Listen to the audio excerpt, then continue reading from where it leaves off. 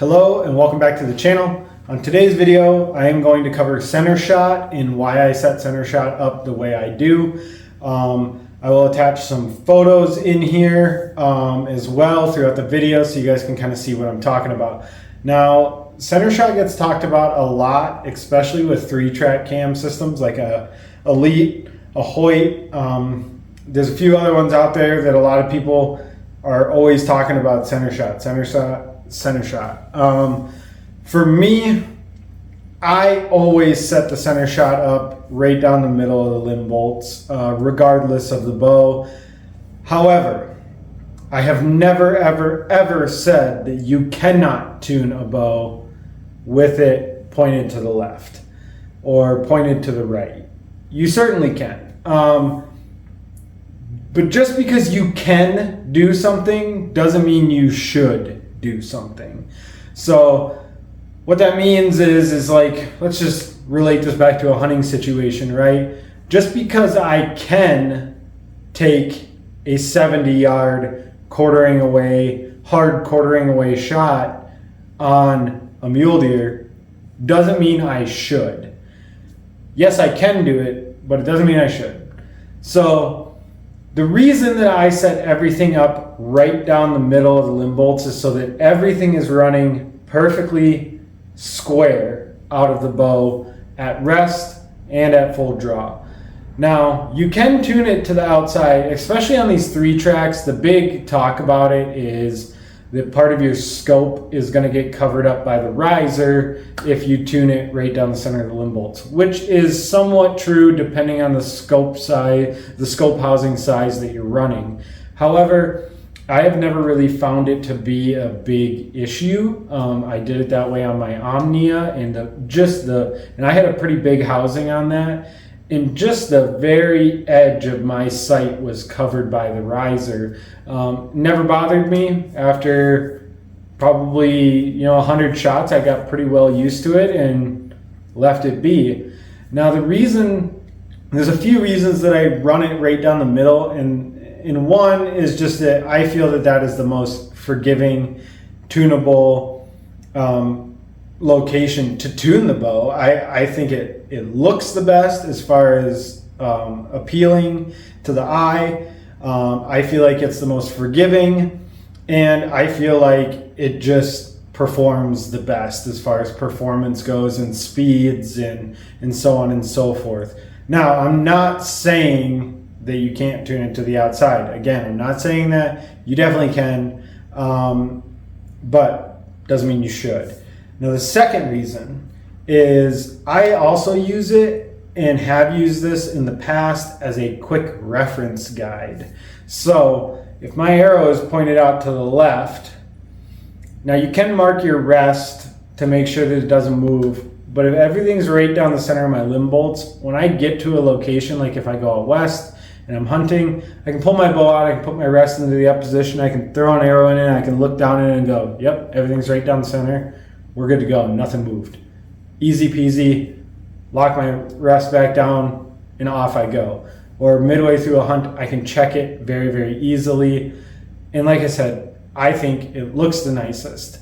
Now, when it comes to center shot, another thing that a lot of people don't realize, and I cover this in my Addressing the Misconceptions article, which I will link down below. All my articles are on my website, www.bergybowsmith.com. I highly recommend you guys go look at the blog posts in the frequently asked questions section on my website. There's a ton of free information that will help you guys better understand why I do some things the way I do things. When I do these videos, I don't write a script. I don't have a game plan. I just kind of get on here and talk. I'm just trying to share information and help you guys become better bow hunters. But in those articles, I have days that I just sit down and I write and I reread and I write and I reread and I write until I feel like the message is fully developed for you guys. So those articles are definitely worth a look if you guys are into that kind of thing.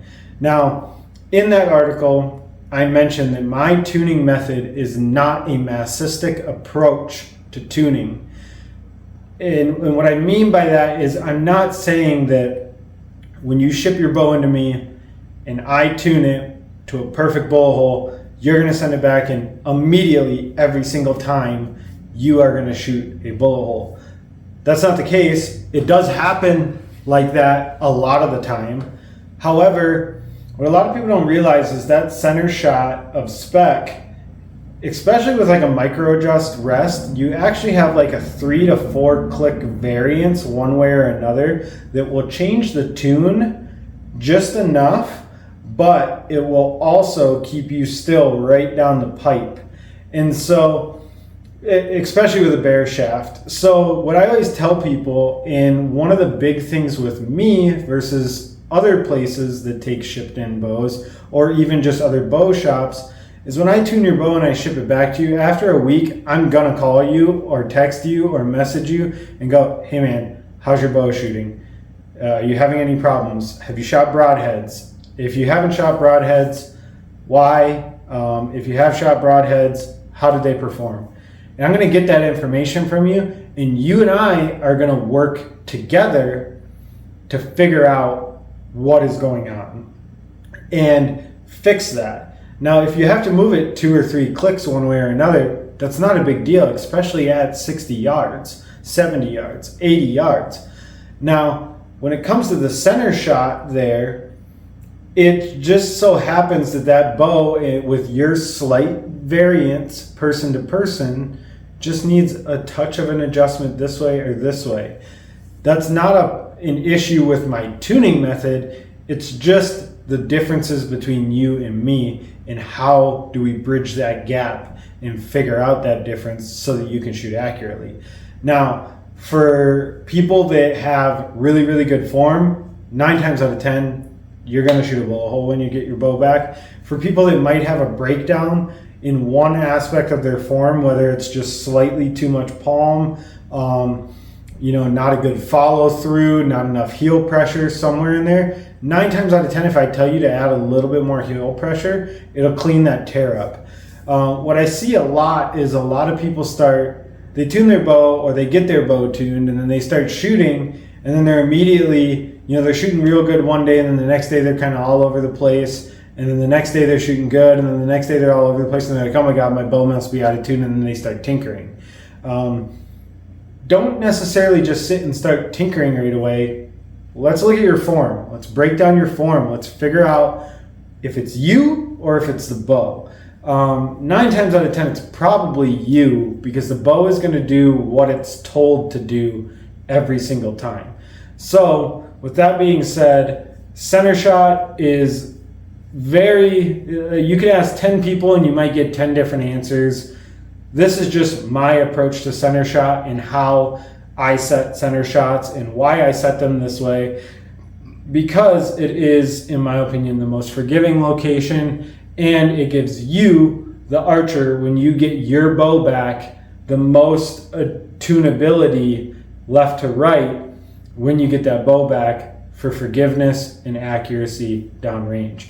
Now, with that being said, I just want to make it very, very clear, Bergy Bowsmith has never been about me getting famous, getting a ton of clout, or making a lot of money. This is purely and strictly out of the love for archery. Yes, I do need to get compensated for my time to a degree. However, I do help people all the time, and my whole goal is to just help create better bow hunters. That's why I'm making this video.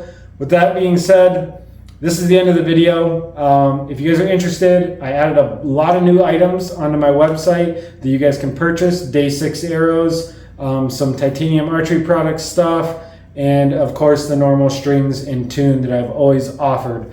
But that's the end of today's video. I hope you guys got something out of it, and I will see you guys on the next video. Peace.